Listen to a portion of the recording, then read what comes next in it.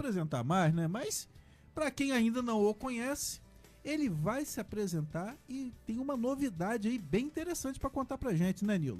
Sim, para quem ainda não nos conhece, né, mais uma vez estamos aí para você poder estar conhecendo o nosso trabalho.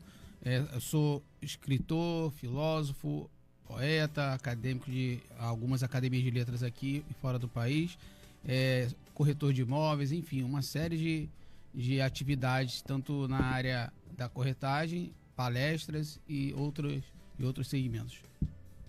Legal, né? Eu fico pensando, Nilo, você dorme? Literalmente não. Literal? Não, que... Não dá tempo, Não dá. né? Cara, eu fico pensando no currículo desse homem.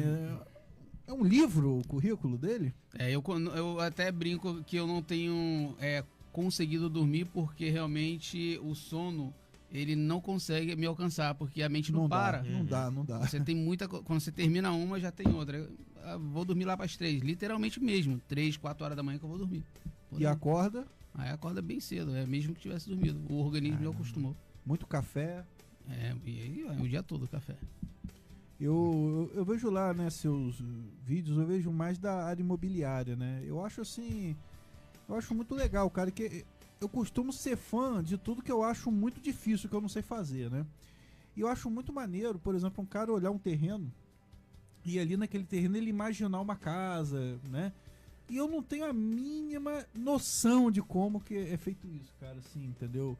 E o corretor, né, ele tem que saber uma série de informações. Negócio de poente, nascente, que eu também não sei, pé direito. Não tem pé esquerdo, né? É uma linguagem, né, do mercado. Uma linguagem do mercado. Linguagem coloquial que nós chamamos, né, para um tipo de nicho de segmento de coisa julgada. Então isso aí, dentro do contexto do mercado imobiliário, é uma linguagem que se fala pé direito, uns falam pé duplo e por aí vai. Olha, pé duplo eu não conhecia. Tem uns que falam E assim. o que seria o pé direito? Na verdade, Primeira vez que estou ouvindo. eles dizem, não conhecia? é o mesmo, Não. praticamente. Eles colocam como se fosse mais... você coloca ali uma parte maior na construção, na fachada, do que a outra. Fica como se fosse um lado maior, né, na fachada dela. Tipo Entendi. uma sala imponente. Que, tipo assim, a lâmpada fica tão alta que você tem que ter aquela escada de bombeiros pra trocar. Ah, tá. É a parte entendi. mais alta, né, Entendi. do prédio. A questão também topográfica, né? Muito de geografia, vocês têm que ter essa Tem que ter noção tudo. para... A corretagem ela é bem complexa, parece um oceano que não tem fim. Por exemplo, como ele citou, lote, quando a pessoa chega num lote, imagina ali um imóvel, por exemplo, um lote muito curto, de 6 por 30, por exemplo. Quem olha assim fala, não dá para fazer nada aqui, mas dá. Então, assim, o cliente, quando ele vai comprar um terreno, tem que saber para qual fim, se é para a valorização dele, do próprio terreno, para depois fazer uma venda ou para a construção. E aí, claro, nesse caso, a gente vai olhar qual é o entendimento dele, o que ele quer e apresentar os lotes, se esse é o caso do cliente, e aí mostrar o que nós temos na cidade hoje, na região, como lote, e oportunidades para uma construção dentro daquilo que ela tem como poder aquisitivo de compra. Então, existe uma série de questões. Análise de crédito, se vai ser uma construção no financiamento ou se ela tem recurso próprio, né? E aí vai ser analisado qual o tamanho do metro quadrado que ela quer de construção, e aí entra uma série de outros detalhes, que são questões documentais, processos, etapas, né? Tudo que o cliente comprador ele vai ter que ter para poder fazer esse investimento e fazer os cálculos. Se ele é um investidor, o que ele vai ter de retorno e quando? Como? O cálculo, por exemplo, para um investidor é diferente para uma pessoa que está comprando para morar. Então isso aí é atendimento separado, é um tipo de atendimento diferenciado, entende? Para cada tipo de, seja um imóvel pronto, ele tem categoria propriedade e categoria posse, né? Aquele documento que é todo documentado, tá pronto até para vender no financiamento, todo regular, e tem aquele imóvel que é irregular, né? Nós chamamos de irregular porque ele só tem um documento de compra e posse. Então ele não pode ser vendido por financiamento bancário. Então no mercado imobiliário, quando se trata de imóvel, lote, construção, seja lá qual for a modalidade, que são tantas, o corretor tem que dominar toda essa parte. Para um comprador, para um investidor, dominar a parte econômica, ele tem que saber um pouco de economia, tem que saber um pouco de consultoria financeira, entender um pouco de lei, porque ele trabalha em cima da lei 6.530 de 78 e da lei 9.514 de 97, principalmente a primeira, que é a lei do corretor, a Bíblia do corretor. Então é uma série de questões que ele tem que responder, e responde criminalmente, lembrando que o corretor tem que ter o CRESSE. Sem o CRESSE, a atividade legal, crime. É atividade legal da profissão, crime. Então aí essa pessoa pode levar um problema para dentro de casa se ela comprar com alguém que não é corretor credenciado mesmo. Você vê que é tão complexo, né? Que, por exemplo, se eu quiser ser vendedor de carro, eu vou ter lá a minha experiência, vou vender móveis, mas para vender o imóvel eu tenho que ter um documento, uma formação, uma certificação. Sim. O CRESSE seria uma certificação. Na verdade, eu não sei se vocês lembram como que é uma carteira de um advogado. A carteira tipo da OAB. Aham. Exatamente igual, não muda absolutamente nada. Só um detalhe, ao invés da OAB, tá escrito lá CRESSE, que é o órgão regional. O CRESSE nada mais é do que o próprio um órgão fiscalizador regional, mas tem algo acima dele, que já é federal, que é o CONFESE. O CONFESE é federal a nível nacional, ele é quem comanda todas as leis do mercado imobiliário, está ligado ao direito imobiliário ligado ao direito, aí tem o direito do trabalho, direito civil. Então nós estamos falando de uma coisa que está dentro da própria Constituição, a corretagem, a carreira de corretor. Então tem o direito civil, direito trabalhista e direito imobiliário, todos ligados dentro da própria carreira, que uma coisa vai puxando a outra. Então quando você vai analisar, a carreira ela é tão complexa, mas ela tem tantas oportunidades também, tanto para o corretor quanto para quem está chegando, que a diferença é gritante. Uma é a glória do sol, outra é a glória da lua. Mas até entre estrela e estrela a diferença de esplendor quando alguém vem comprar o mesmo imóvel com corretores diferentes. E aí ela diz assim, é o mesmo imóvel, eu posso comprar com qualquer um. Nem sempre ela vai pagar o mesmo valor. Muitas das vezes, ela, por não ter sido bem atendida por um profissional qualificado, ela pode levar para dentro de casa um problema que talvez ela, em poucos anos, ou ela vai perder aquele imóvel para leilão, ou ela simplesmente vai se enrolar toda. Porque lá no início não houve uma projeção. Aí é o cuidado que a gente tem sempre com o cliente, que é a projeção de curto, médio e longo prazo para aquilo que ele está comprando, para otimizar o tempo dele, não atrapalhar o orçamento e também fazer com que ele se torne também um indicador, um investidor futuro, entendeu? Isso aí. É uma consultoria, cara, não é uma venda, né? Você está vendendo um sonho. Sim. É a casa própria, né? É um peso isso, né? A casa própria. E eu tenho percebido aí, Nilo, que hoje tem a questão dos condomínios. Sim. E hoje os condomínios, né, não como antigamente, eles são resorts. Sim. Com vários espaços, né, com salões de festas, academias, né? É um novo segmento, né, cara? É o que tá pegando hoje aí, principalmente para a galera aí que tá com mais dinheiro, né? Hoje quem vai morar em condomínio já realmente está, podemos dizer, do faixa 2 ao faixa 3, que nós temos etapas, faixa 1, 2, 3, 4. São faixas de pessoas que têm uma renda específica. Então, quem pode comprar hoje dentro de um condomínio de médio a alto padrão são pessoas que têm um poder aquisitivo maior. Empresários, pessoas que realmente já têm uma vida consolidada, está ali dentro da faixa dos 50, 40 anos, por aí. Já realmente tem uma vida mais tranquila. Já o faixa 1 é aquela pessoa realmente que está começando a vida agora, normalmente. Aí vem o governo federal para ajudar, criou o programa Minha Casa Minha Vida para ajudar essas pessoas a não ficar sem um imóvel e parar de pagar um aluguel. Exemplo, se eu pego uma pessoa e pergunto assim, você está pagando hoje aluguel quanto? Aí ela diz assim, R$800. Básico, vamos botar aí 800. E aí eu falo assim, vamos pensar um exemplo, se você pega aqueles R$800 e você a partir do próximo mês, você vai começar a pagar R$1.200 durante 60 meses. Um exemplo, durante 60 meses, R$1.200. Depois desses 60 meses, vamos dizer que você vai começar a pagar os seus 800 com uma projeção para poder até diminuir ela para 500 ou menos. Isso tudo de forma gradual. É uma proposta boa ou ruim? Aí a pessoa pode dizer assim, ruim, porque eu vou começar pagando muito caro, 1.200. Tá, mas se você daqui a pouco está pagando 500 ou até menos, não é legal? Só que tem um problema aí. Esse imóvel nunca, jamais ele será seu. Agora, se você investe isso para comprar pelo programa Minha Casa Minha Vida e você não pode comprar um imóvel pronto porque tem que ter a entrada à vista mais documentação, o governo federal criou o programa Minha Casa Minha Vida para isso. ele libera um desconto, podemos dizer assim, através de alguns critérios que são dependente, carteira assinada há mais de 3 anos, a pessoa realmente tendo uma vida tranquila ali financeiramente, libera para ela até 80% do financiamento de um lançamento. Aí o que o banco faz? O banco financia 80% e a construtora, por sua vez, financia o restante dos 20%, parcelando em 60 vezes. Ou seja, essa pessoa vai trocar a parcela dela de um aluguel por uma parcela com o banco.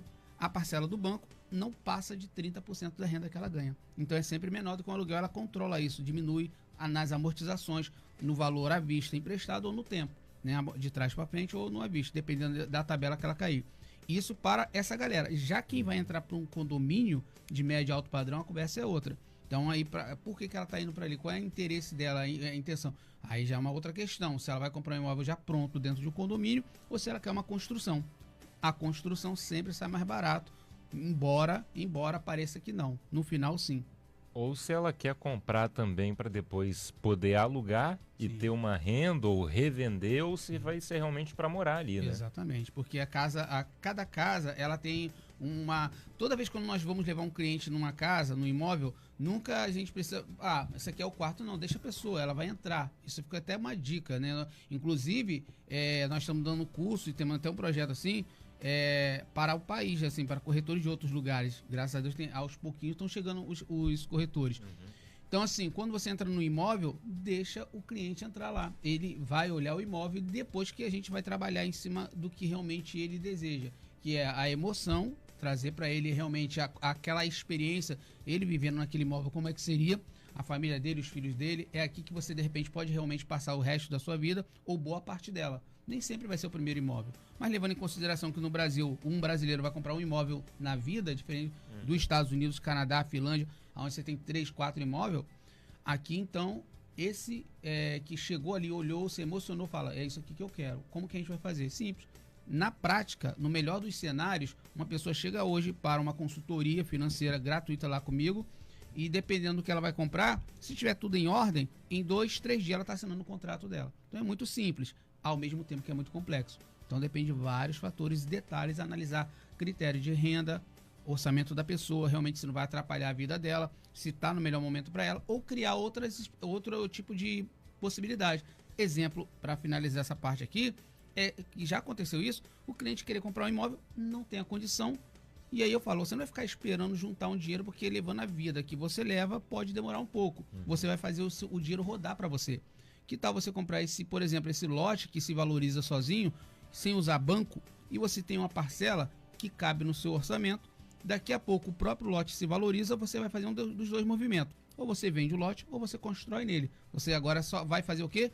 Fazer um financiamento para a construção, porque você já tem o lote. O banco, se você tiver com o saldo devedor do lote, o banco quita aquele saldo devedor com a incorporadora ou com a construtora e você fica com um financiamento só. Então, assim, claro, o banco vai financiar 80% da obra e a construtora vai parcelar aquele outro restante para ela na negociação na mesa. Então, tudo isso a gente analisamos. Tem questões de taxas, questões de taxa de evolução de obra, documentação, a parte de entrada. Tudo isso é tratado na mesa para entender qual é o momento do cliente. Você falou que ao mesmo tempo que é muito facilitado, também é muito complexo. É facilitado para o cliente, para ficar fácil para o cliente tem que ser complexo para você, né? Eu digo assim, você quer comprar, eu sempre falo que o proprietário do imóvel e o cliente, eu trato eles como que se fossem, abre aspas, uma criança no bom sentido. Porque eles vêm inocentes, eles não sabem como é que funciona o esquema, abre aspas. Porque eu uso esquema ao invés de sistema? Porque existe esquema. Então a gente tem que trabalhar em cima da transparência e mostrar todos os cenários, não ocultar informação como acontece aos montes. Sim. Então nós pegamos, clarificamos tudo e falamos, é esse o seu momento ou não. E ali o cliente, cara, não sabia de 0, sei lá quantos % dessas informações na mesa que eu tô sabendo aqui agora. Porque eu fico lá vendo os anúncios e acho que é aquilo dali só. Eu vejo o anúncio e tal, eu dou um clique lá, quero saber mais informações, visito o imóvel, mas não sabia dessas informações. São muitas informações. Então o cliente sai dali já com tomada de decisão. Entende? Tem que esclarecer, né? As tais letras pequenas é um perigo, né? Sim. A letra pequena é um perigo, porque cuidado. A letra, se você, dependendo com quem você está comprando, é o que eu falei, leva um problema para dentro de casa ou não. Porque é a mesma coisa com o médico, com o advogado, da mesma categoria, porque o mercado imobiliário tem vários nichos, vários segmentos. Se você, dependendo de como você está sendo tratado, tá tudo bem, porque tem profissionais maravilhosos. Mas você tem que ver se realmente ele está credenciado, porque depois da família é bem mais precioso patrimônio. Não tem jeito. Então é vir para a mesa, negociar. Abre aspas, no mundo hoje digital, muitas pessoas elas negam a ida ao escritório para uma consultoria e ela prefere só a informação via WhatsApp, via internet, está tudo bem, desde que ela esteja disponível para compreender como que funciona cada etapa. A conversa com alguém de um faixa 1, 2 é diferente da conversa de alguém que é empresário, alguém que é empreendedor, que quer comprar para poder investir na cidade, nos empreendimentos que chegaram na cidade. Então, quero investir num produto comercial, quero investir, por exemplo, no Aptomais, que é um prédio, o primeiro Airbnb em Campos, 100%. Eu quero o Atenas Mall lá atrás do shopping, naquela região ali do shopping, e ali, enfim, a gente vai entender o momento daquele proprietário, aliás, daquele investidor. Se ele é investidor, a pegada é outra, entendeu? A conversa é totalmente diferente e a gente vai modelando. Quem é quem? De acordo com cada um, né? Cada um. E hoje, Nilo, qual tem sido o público maior que você tem atendido mais? Hoje, atualmente, tem sido as pessoas que o mercado imobiliário aí tem suas oscilações. Mas hoje, aquela galera que quer comprar um imóvel pronto já para entrar. Só que, abre aspas, pronto o imóvel, mas para entrar, nem sempre vai entrar como ela acha que é. Na mente dela, ela acha, vou comprar, deu o sinal ali da entrada, no financiamento, por exemplo, e agora vou entrar no imóvel. Não, existem etapas, existem processos, questões de certidões do imóvel ainda a ser analisadas, né, junto ao proprietário, documentação toda do proprietário, realmente se aquele imóvel é de quem está sendo vendido, se não tem nenhum problema trabalhista ali que impeça a venda do imóvel por parte do proprietário, se não tem nenhuma pendência e por aí vai, extrajudicial ou judicial. Se for algo extrajudicial, dá para resolver. Se for judicial, a gente vai ter que deixar aquele imóvel um pouco de lado e partir para uma outra possibilidade naquele momento. Então existem várias etapas, tanto para a educação do proprietário, que muitas das vezes não sabe que o imóvel está com algum problema, e ele mesmo está precificando com valor acima do mercado. Então nós educamos ele com a precificação, fazendo também a avaliação dos imóveis. E a avaliação que nós fazemos, entregamos um laudo para explicar a defesa de tese daquele valor, que realmente ele vale aquilo ali. Tem a avaliação dele e o valor de venda, de precificação. E cabe ao proprietário querer ou não. Se ele não quiser, vai ficar ali alguns anos ou, sei lá, décadas e não vai conseguir vender. Porque vai ficar na mão de um monte de corretor com vários preços diferentes. Isso vai desvalorizar o imóvel dele. E aí o tempo vai passando, o que era para ser valorizado se perde. O que eu observo muito, Nilo, é que acontece muito nas famílias, né, as questões de inventários, onde às vezes gera conflitos, né? E às vezes tem que fazer até uma avaliação judicial. Isso tem muito problema, né, em relação a isso. Sim, uma pessoa que quer vender o imóvel dela, está com problema de inventário, alguma coisa dessa natureza ainda não se resolveu, ela não vai conseguir vender aquele imóvel, vai ter que partir para essa parte aí burocrática, judicial, e pedir uma avaliação. Dependendo dessa avaliação, existe um curso para os corretores, que é o próprio CNAI, né, ela tem que fazer o curso do CNAI, para poder fazer essa avaliação e conseguir de forma estratégica entregar aquela tese, aquela defesa ali, aquele laudo, e aí, dependendo do prazo, do tempo, vai dar conformidade. Só que não são todos os tipos de corretores que fazem avaliação de imóvel. Então, a avaliação de imóvel, existe a lei 6.530 de 78, que já dá ao próprio corretor o poder de precificação e avaliação do imóvel. Ele pode entregar um laudo ali de prestação, de precificação e orientação. Mas também tem o pessoal do CNAI, que já tem o CNAI, ou o CNAI judicial, né, para poder fazer aí prestação de serviço até mesmo para a justiça, para algumas instituições e empresas grandes, e vai lá, o imóvel está com problema judicial, extrajudicial, inventário, eu preciso de um corretor avaliador, então o corretor credenciado vai lá e faz a avaliação e tem aquele prazo, né? Então aquele imóvel naquele momento não pode ser vendido porque tem esse impedimento, né? Aí existe, cada caso é um caso a ser analisado. Já teve caso do proprietário querer vender como uma posse, aí é uma outra, são vários detalhes que a gente tem que analisar. Isso é seguro? Tem problema, pode acontecer problema, então a gente toma cuidado com certos detalhezinhos, porque tem proprietário que quer fazer do jeito dele. E aí depois lá na frente dá um problema que não tem como resolver de forma amigável, aí tem que partir para a justiça. Então tem que tomar cuidado com quem está apresentando uma proposta. Ah, eu preciso do dinheiro agora. E eu estou desesperado pelo dinheiro, mas meu imóvel está cheio de problema.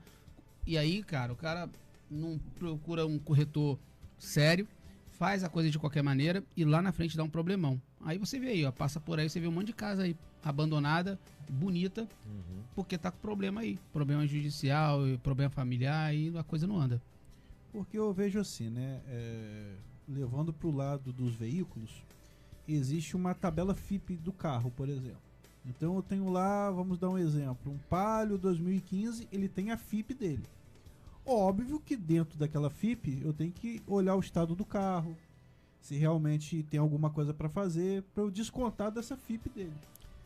O imóvel, só que o imóvel é mais complexo porque eu tenho uma construção, mas não depende só da construção, tem o local, né? Às vezes é um bairro não tão bom, mas é a mesma construção. Vocês têm como se fosse uma tabela FIPE de imóveis? Na verdade, não é tabela. Nós temos um outro critério. O cara construiu um imóvel em uma localização onde tem ali aquela área de defesa ambiental. Não pode construir ali. O cara foi lá e construiu um tempo atrás. E tá tudo bem para ele. Mas na hora que ele vai vender, aparece um monte de pepino. Então, por exemplo, ele já começa errado que construiu sem licença. Não teve licença da prefeitura, não passou pelos órgãos competentes, né? Enfim, tem uma série de questões burocráticas documentais ali. Aí já está tudo errado a construção. E ainda por cima ele está colocando o valor que ele acha porque ele gastou tanto para construir aquele imóvel. E aí vem, eu tenho um sentimento tal por esse imóvel, eu quero vender por tanto. A tabela que nós usamos, no caso, é a precificação justa para aquela região.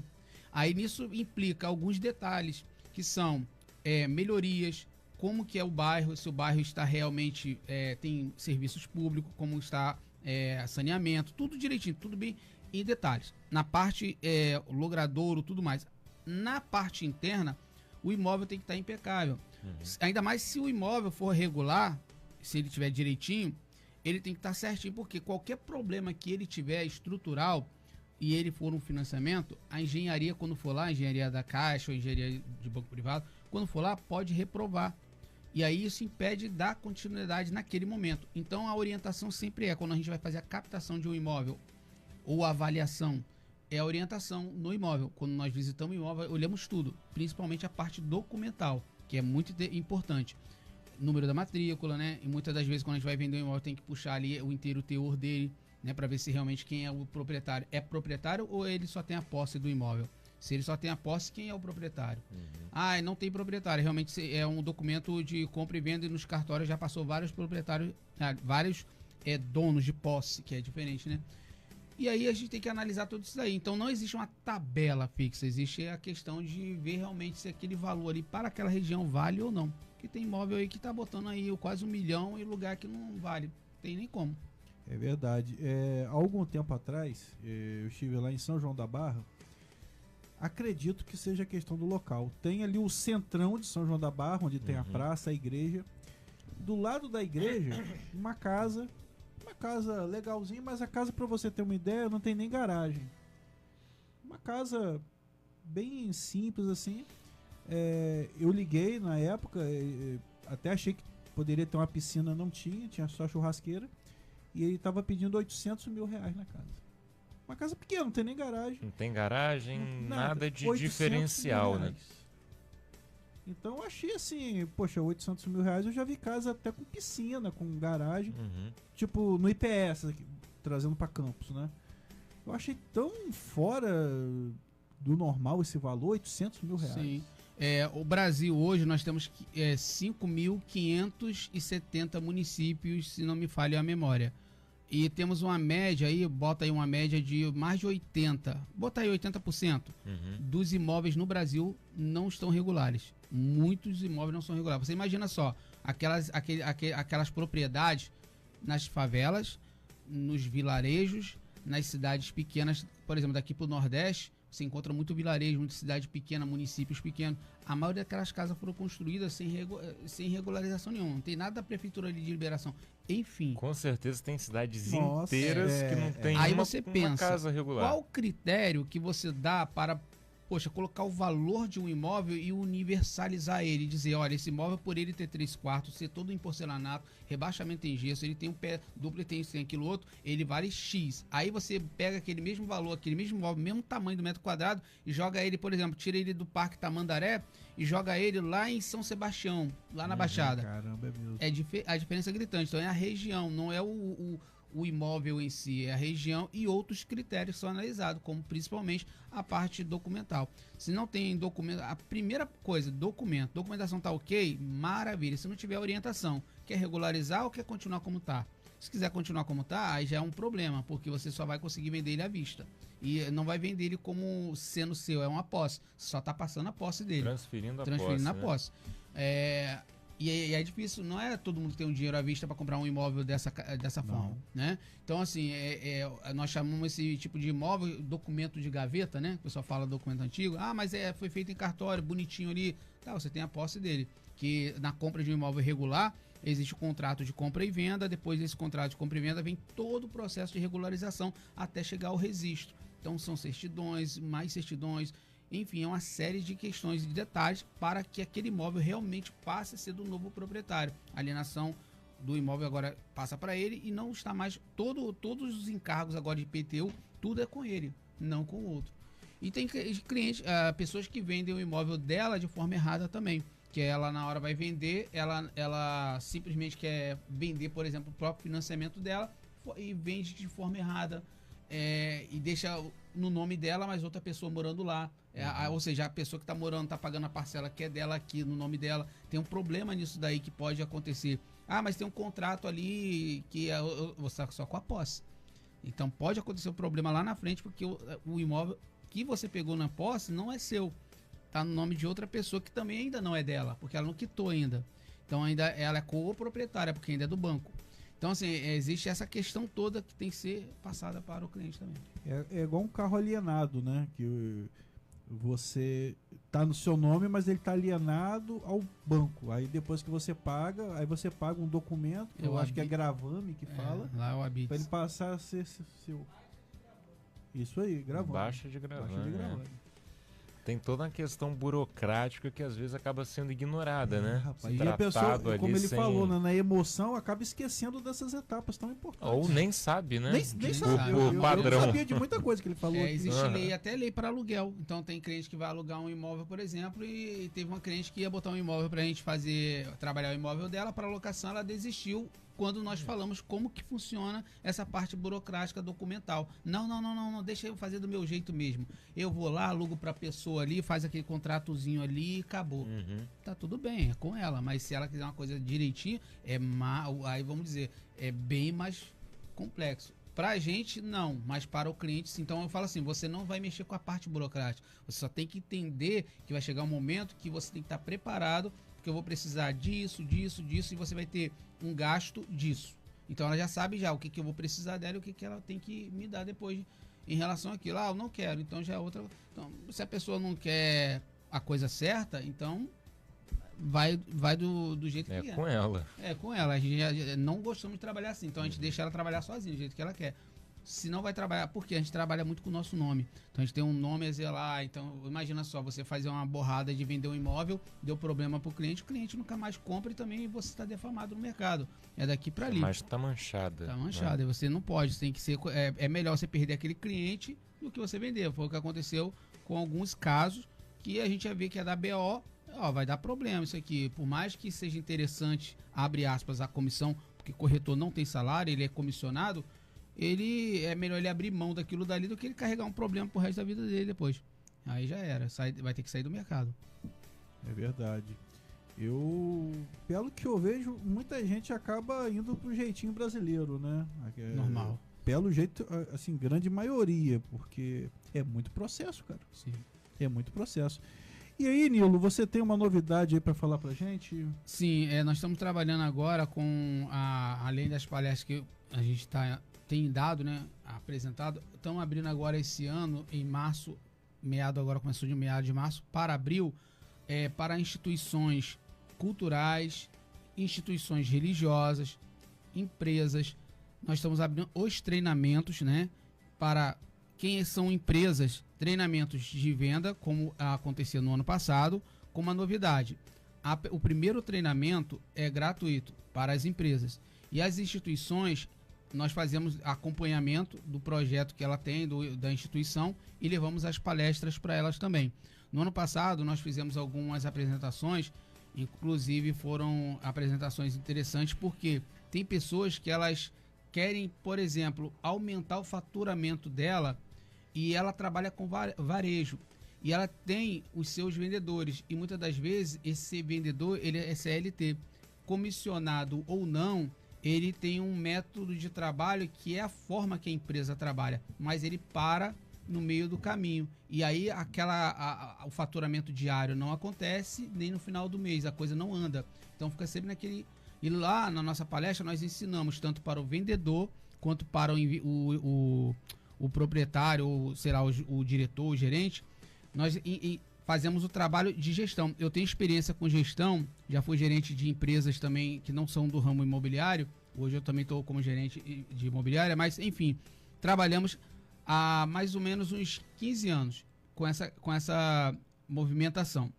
Então, o detalhe da palestra é levar o proprietário daquela empresa ou ao dono, enfim, aquele grupo, um aumento que possa ultrapassar a meta dele semestral, trimestral. Nós fazemos para ele um treinamento forte para recuperar aquele vendedor que deixou de bater meta, aquele vendedor que deixou de fazer o que tinha que ser feito por algum motivo em especial.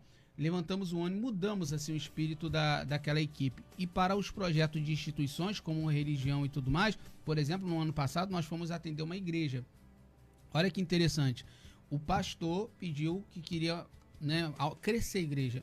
Então, só que ele estava todo confuso com algumas questões. E nós orientamos como que você faz um trabalho para uma religião, aumentando o número dos seus, por exemplo, seus membros, sem se tornar uma pessoa que seja vista com maus olhos pelos, abre aspas, próprios fiéis. Então nós fizemos um trabalho interessante e vamos continuar esse trabalho também para as religiões, para as instituições culturais, né, e também para as empresas. Então a primeira sempre gratuita e depois a gente vai e analisa, né, como que ela quer fazer isso daí. Se ela quer fazer um trabalho de consultoria, de mentoria de 6 meses, a gente vai fazer um acompanhamento de 6 meses, tá? E aí, como a gente tem feito, aumentando assim o faturamento deles ou do projeto das instituições. Maneiro. E datas e locais? Bom, todas as pessoas que quiserem contratar a nossa palestra, podem também seguir lá nosso Instagram, palestrante Nilo Deison, tá? Tanto no Instagram como também no Google, vocês podem ver lá o nosso trabalho. E as palestras podem ser feitas tanto ou na empresa, se a pessoa quiser, ou a gente analisa a localização e vai preparar o local para fazer essa apresentação, né? Esse treinamento tem lugar que não tem auditório, nós então temos nossos parceiros para poder trazer a equipe deles para fazer esse treinamento. E aprender é sempre bom, né, Nilo? E às vezes o cara acaba se acomodando nas vendas, né? Fica naquele feijão com arroz e você pode levar esse diferencial pro Sim. cara dar uma deslanchada. Um exemplo disso foi uma rede de drogarias que nós atendemos, que, por exemplo, o balconista de farmácia, ele tá ali vendendo, e aí o cliente chega para ele e pede um medicamento, vamos lá, um losartana para a pressão. Aí ele toma 2 por dia, então são 2 caixas. E uma outra série de medicamento, legal. Só que ele pode agregar alguns medicamentos como venda adicional, né? Aí o que eu fiz com eles? O seu sistema precisa ter um acompanhamento mensal. Por exemplo, vamos dizer que você comprou no dia 2 3 caixas de losartana, você está tomando 3 por dia. E aí, normalmente é 2, mas estou aqui ilustrando. Só que agora eu estou percebendo que o mês está acabando. Antes dele acabar, no sistema já está seu nome e seu telefone. Qual é o trabalho que ele tem que fazer? Entrar em contato e falar, olha, estamos com uma promoção aqui e tal, vamos mandar para você. E esse trabalho, ele é muito detalhado para o balconista, que às vezes ele está ali esperando o cliente entrar. Verdade. Só que para ele vai ter o salário dele no final do mês e talvez uma comissãozinha de alguma porcentagem dos medicamentos. Para o proprietário daquela farmácia, eu estou usando farmácia como exemplo, ele, quando termina e fecha o caixa, o ticket médio daquela loja, se você dividir por número de clientes que entrou, ele tem que bater mais ou menos 10% por cada colaborador do balcão. Vindo pro lado das meninas, que é a perfumista e tudo mais, atendente de salão, por exemplo, de drogaria, chega alguém lá, compra uma fralda para criança. Aí a menina vai lá, pega e dá, e ele vai para o caixa pagar. Tá tudo bem. Não tá tudo bem. Porque para o proprietário, poderia ser mais interessante ela chegar até aquela pessoa e falar assim, mãe, olha, nós estamos com essa pomadinha aqui, que é passadura, tá na promoção. E olha, tal. Você começa a oferecer coisas adicionais para aquela mãe. Só que a maioria dos funcionários que você entra, exemplo, nas drogarias ou em produtos varejos, você olha para a fisionomia dos colaboradores, estão tristes, para baixos, cheio de problema pessoal, o alto astral lá embaixo, e aí essa galera precisa de palestra. Precisa levantar o astral dela. Isso aí é a mais pura realidade. Se cara. não tiver o acompanhamento que você vai jogar essa galera para cima, já era. Isso se dá para qualquer tipo de produto que você vai vender no varejo. Agora, se você não trabalha com varejo, você trabalha numa empresa que você não é a venda direta, você faz parte de um sistema. Esse sistema você tem ali a sua operação. Só que a sua operação, muitas das vezes, ela tem uma margem ali que você não consegue passar dela. E aí, muitas das vezes, vem a frustração porque não cresce, não consegue aumentar ali de cargo. Uma série de questões tem que ser analisada. E aí, nesse momento, é a hora que o proprietário, o gerente, o diretor, tem que fazer a contratação de uma palestra. Porque a palestra não é, vou lá para ficar ouvindo a pessoa falar meia dúzia de bobagem. Não. Se a pessoa tiver o cuidado de pesquisar, ela vai ver que uma palestra feita de forma estratégica recupera aquele vendedor, recupera aquela equipe e aquele resultado daquele mês, ele pode ou não ser crescente, dependendo de como esse proprietário quer investir. Muitas das vezes ele tem medo de investir em palestra porque ele acha que é perca de tempo. E aí, o que acontece? Ele perde dinheiro na mesa para o concorrente dele.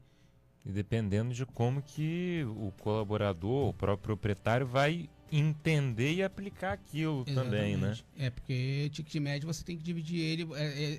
O ticket médio que você vê para o varejo, você tem que ver quantos clientes entraram ali. Então você pega e divide quanto que você fez de venda pelo total de pessoas que entraram ali. Vai dar uma margem. Aquilo dali pode ser aumentado através das vendas adicionais para o varejo. E para quem não trabalha com varejo, como que aumenta a produção? Através do aumento também do autoestima, né? Da pessoa. Ela já sabe o que ela faz, o que ela tem que fazer, mas ela pode fazer melhor, ela pode operar melhor, ela pode ser mais proativa. O que eu ganho com isso?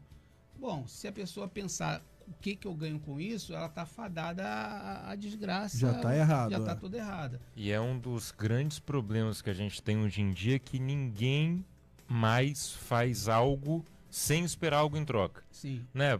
Por que eu vou estar aqui com o Ricardo trabalhando, né, apareceu na TV um dia a mais, eu não tô ganhando nada num aumento por estar aqui com o Ricardo. Só um salgadinho da Boutique do Pão e um copinho de coca. Não, tô dando esse exemplo de que as pessoas hoje pensam somente dessa forma. Por que eu vou me dar um trabalho de não parecer que eu tô com a vida uma porcaria para vender algo a mais se eu não vou ter, na cabeça da pessoa, retorno imediato? Então, é algo que tem que ser muito trabalhado também para conseguir ir mudando isso aos poucos. Sim, né? Isso daí é para a gente finalizar essa parte aqui.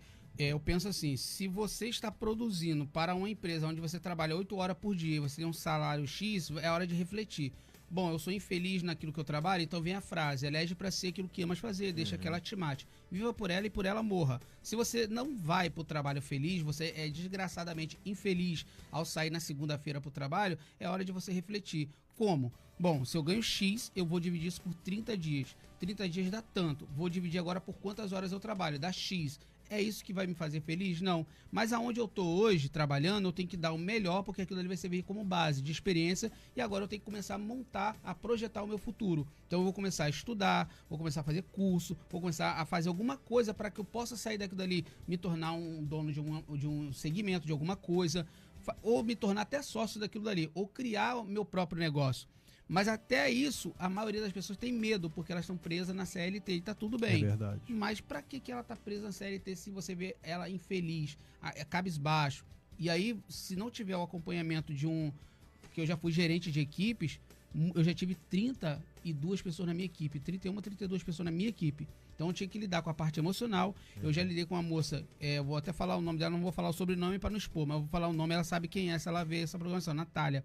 Ela pegou uma vez triste, ela tá sempre ativa, e eu tô vendo ela triste. Chamei ela para perto, o que tá acontecendo e tal. Enfim, resumo da história, conversa vai, conversa vem no pessoal ali, ela começou a chorar, abriu a bolsa dela e tinha comprado no Mercadão um negocinho de chumbinho. Nossa. Para poder dar cabo à própria vida por conta de depressão. Ou seja, o trabalho do gerente, do gestor, é recuperar, mas também fazer essa galera produzir. Mas Sim. Ninguém quer recuperar ninguém. Eu quero que você produza e que se dane seus problemas. Então, assim, tem toda essa parte. Então, na nossa palestra, nós fazemos todo o trabalho de recuperação intelectual, abre aspas, espiritual e principalmente produtiva. Fazer com que essa pessoa se valorize. Porque aquilo dali é um momento. Vai passar. Né? Como a história da criança, né?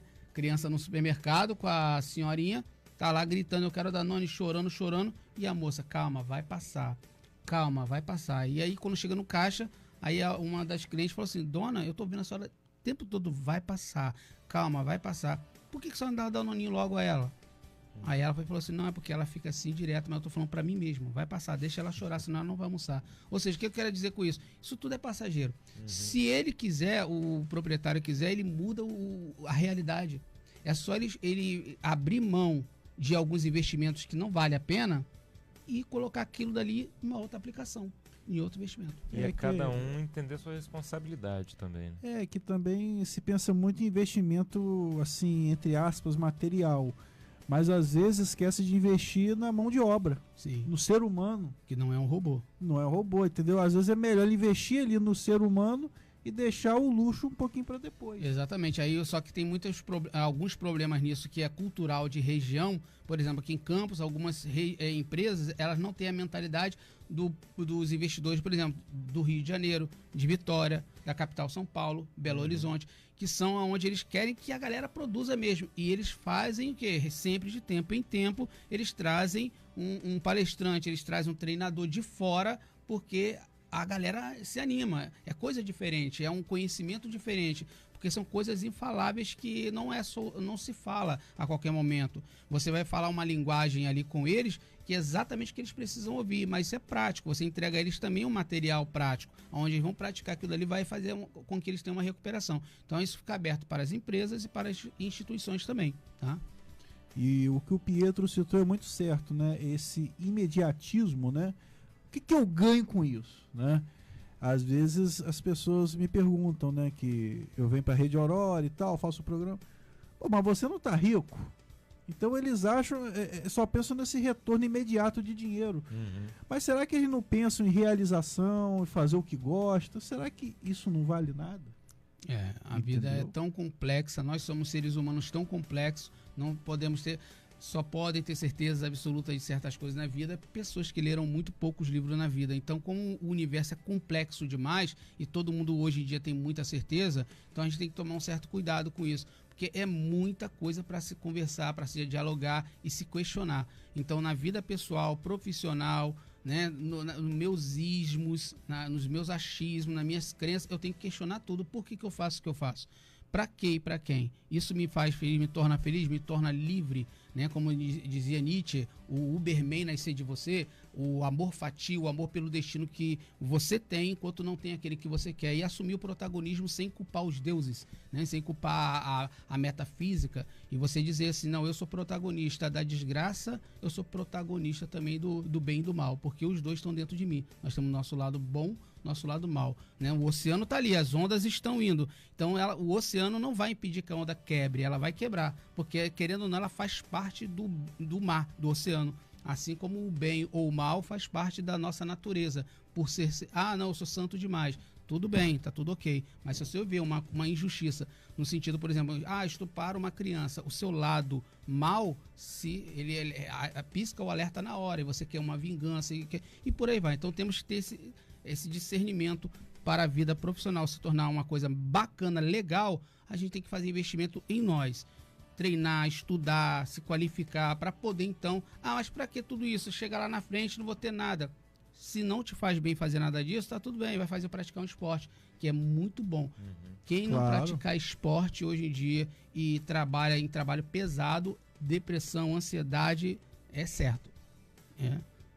Tem um caso que eu devo pensar, né? Eu tô muito parado fisicamente, tô precisando. Que eu ia falar também. Meu trabalho até então não tá tão pesado assim, né? O desgaste, ele é mais... E você é mais novo também, né? Não, sim, o desgaste, ele é mais mental do que físico, né? Óbvio, sempre vai ter desgaste, só que no meu caso eu não tenho essa nem retorno, essa compensação, porque uma coisa que eu não pratico é esporte. E eu tava me lembrando aqui, cara, de uma coisa que aconteceu em 2015.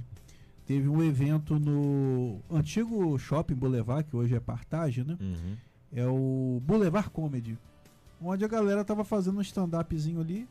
E foi a minha primeira apresentação, assim, de verdade, né? Digamos assim. E eu lembro que eu tinha aquela câmerazinha, ainda não tinha muito esse negócio de celular com câmera. Uma colega filmou pra mim. Eu fiz lá o texto e tal, e foi muito legal. Era aquele MP4zinho? Era uma câmerazinha digital mesmo. Uhum. Eu ainda tenho lá em casa. Agora eu vou trazer pra gente fazer anos 2000 aqui. Fizemos 90, agora fazer 2000. Faz anos 2000.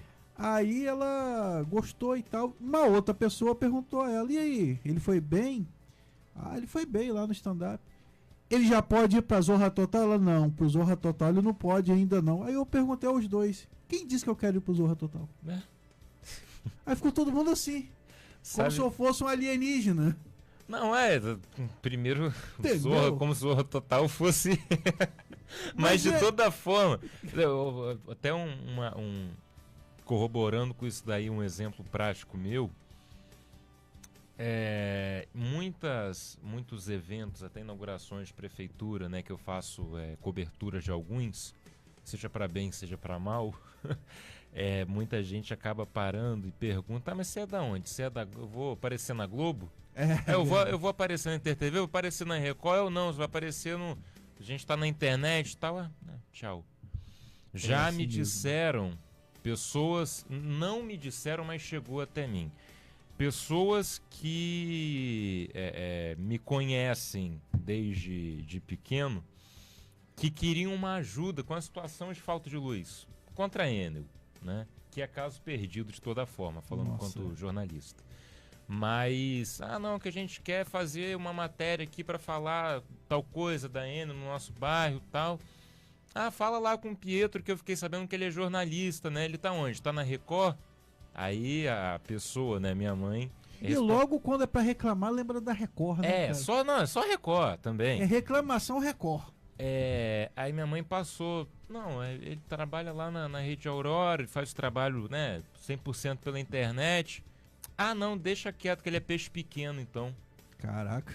Você imagina... Nem disfarça. Você imagina a decepção que é você não ouvir da pessoa, mas saber que uma pessoa que me conheceu quando pequeno, que eu conheci aquela pessoa, que sabe que o meu sonho sempre foi estar fazendo isso daqui... Falar que o que eu tô fazendo hoje não vale de nada porque eu sou um peixe pequeno, porque eu não tô na Record. Aí, mesma coisa.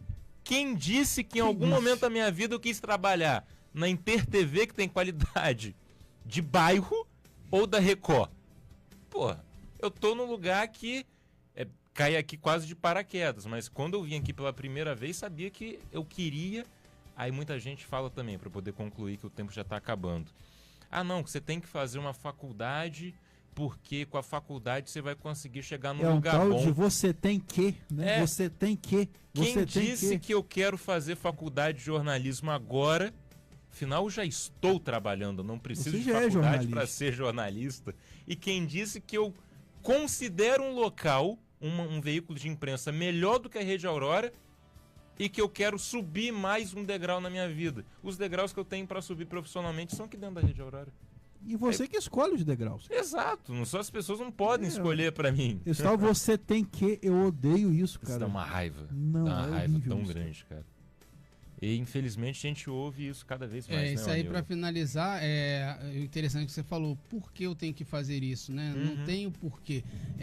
Se você tem um objetivo na vida e você não precisa dar satisfação, por exemplo, ao sistema, que foi o meu caso, eu só tenho a 4ª série e eu tenho 16 obras lançadas, uma nos Estados Unidos, uma na Itália, faço parte da Academia dos Intelectuais do Brasil, na cadeia Darcy Ribeiro 28, outras academias de letra. Enfim, como que eu cheguei lá? Não foi por pretensão, foi assim, abre aspas, autodidata, de tanto que você vai estudando e pesquisando, você vai chegando a lugares que você nem pretendia, a porta vai se abrindo normalmente. Ah, mas você tem que fazer aquilo, você depende, tem que. Não quero. E você tem que partir de você mesmo. E você sendo autodidata, às vezes você vai numa fonte muito melhor do que a convencional da escola. Exato. Sim. Você vai na fonte certa. Não sei se vocês vão concordar comigo, principalmente o Nilo, mas porque muitas das vezes o sistema, né, que controla principalmente o sistema educacional, não quer que você chegue em certas fontes. Não, nem pode. A tal da história, então, meu amigo. Isso daí já a gente aprende coisa errada na história da escola. Isso daí já é uma outra conversa, um pano que vai longe.